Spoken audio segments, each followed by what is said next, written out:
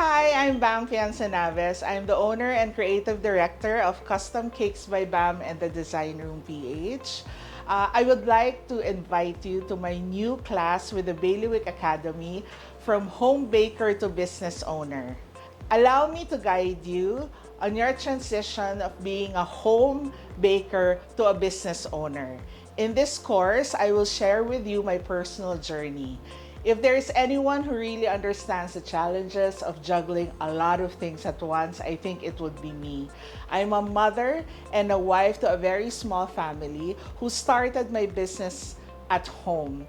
So I personally know the challenges you're facing and the crossroad you need to take as you transition your business to a more professional setup. In this course, I will show you how to spot the right opportunities, make very data-driven decisions and purposeful decisions as you navigate through all the hurdles and the challenges that you will face along the way.